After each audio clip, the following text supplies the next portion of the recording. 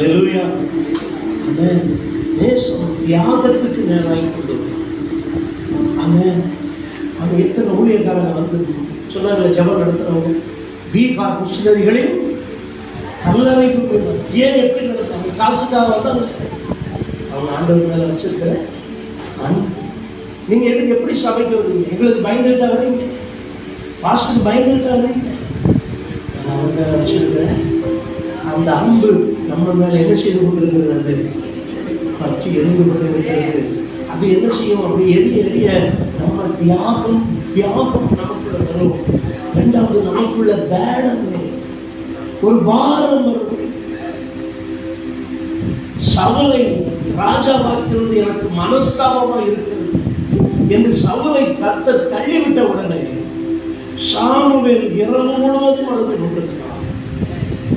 அவனுக்குள்ள இருந்த அந்த பாரம் வருது, ஆண்டவர் மேல உள்ள அன்பு. ஒரு நாள் ஆண்டவர் சொன்னார், சாமுவேல், இந்த மக்கள் எல்லாம் என்ன செய்யறாங்க நீ பாத்தியா?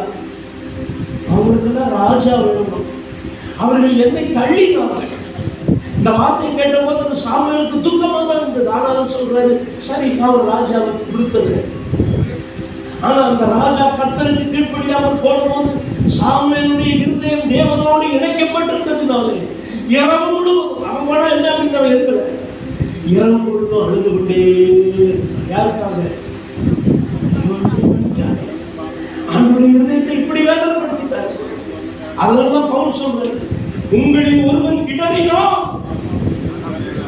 என் மனம் எரியாமல் இருக்குமோ. இன்னைக்கு நீங்க நினைக்கிறீங்க, பாஸ்டர்ஸ் நல்லா ட்ரெஸ் பண்றாங்க, நல்லா கார்ல போறாங்க, நல்லா சாப்பிடுறாங்க, நல்ல லக்ஸுரியா இருக்கீங்க.